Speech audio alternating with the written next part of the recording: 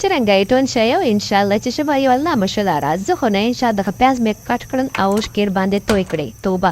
3 پیاز وشه کټ کټ خو داسې سترګې یې وسوځولې اچھا زه نن په هم بریاني دا ګورو پیاز ورته سره کوم خو زه نن ډېر اسانه سوکه طریقې سره بریاني تشوم شه یو کسانو ته چې څوک خپله کوکینګ کوي بهر اوسېږي سعودي چې سپیشلی دوبۍ چې خپله کوکینګ کوي دا ویډیو یو لپاره ده ځکه چې سوکه ده دا ګورو پیاز سره سره اوس مې غوړونه لرې کړل لمن مې پیاز کټ کړل بیا مې سره کړل اوس مې دا پلیټ ته وباسل ټول اسګله مې بیا صفا کړی راته به ورچو چرګه دا چرګې دي 2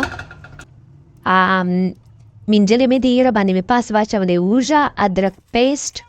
دا یو پیکټ بریاني مثاله دا ښه اسانه بریاني د نن چې داسې نه وایي چې ګران دي شانې تاول پښتو چې اسانه سوکته شوندا نړۍ مسته دا ټماټر مې په جوسر وتوالی ګورو چرګه مسته ټماټر هغه پیاز چې کوم مې سره کړي ول یو چې نیم پیاز نیم با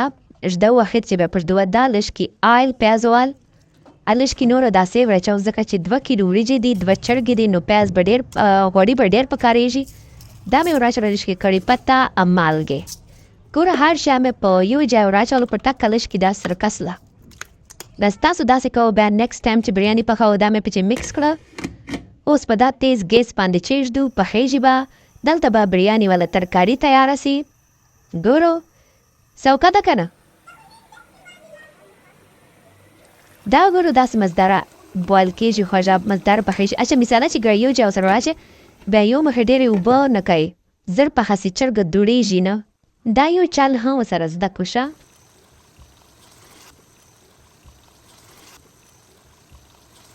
اچھا بس دا ترکاري خو تقریبا دلته تیاره ده تیارېږي دلته مې ورته چیښلې ډېرې اوبه دا به دلته ایښېږي ویښېږي چې بویل سي بیا به دې چې وریجې بویل کوو بریاني پاره بس بیا به سره مکس کړو دا اسانه سوکه بریاني مزداره ده که نه بس زه وایم چې اسانې طریقې سره تر وښیم چې څوک مانه چیرې چې شاید زده کړي ګیرې ګټه مټه نسته پکې ماته بس دې زه به کوکینګ وکړم کوروال به خوښ سي نن خو وژاله پارټي ده چې 2 وړې جنکې راغلې دي مشکره ما کزن والا فرند د یره بچی دی ما سره چې میلاس لیدو را خوشسلی زه لا خوشسلم حالا چا دا زه کړاچو ته ښه لګه توبه اچھا دا مې ګرمې مسالې وراچولې لږ کې کړې مسالې لږ آیل لږ مالګه زیره وه پکې دا وګورو چې دا ویښېدلې اوس مې خیستې کړې وریجې وې صفا ومې مینځلې مې ور واچولې نیمه ګنټه مخکې مې وریجې خیستې وې ده او اوبه مې ناپ کړې نه وې توړ کړې مې نه وې که تاسو چې ورته یو کوللې مې نه وې ښه کوچلې مې نه وې دور ډېر مزدار ټکي ولل ځکه چې دا اوبه به بیا شاته ونه توی کوو دا مې لږ سرکه ور واچولم ټولې ټیفون بیا نه پخوو بس چې لږ 10% پاته یې بیا به نوره نرمو دا وګورو دا دوره چې پخېسلې فول نه دي پخېله بس چې دا دم چې کله ورکیا که نه د نورو وریجو غوندې هغسې به بیا دا چې داسې سي بیا وچړو داسې ده نوره باقي بیا په دم پخوو به دا بریاني والا اتنټیک طریقه ده چې وریجې ګوشي ویښئ ترکاری گوشی ته پخه کې بیا سره لیر جوړی یا مکس کوي بیا دم ورکړي 15 منټ دا ګورو دا مې لیر شروع کړل لیرز بریاني وال لیرز دا لږ کې وړوکیا غوندې خوراکای لیر ده توبه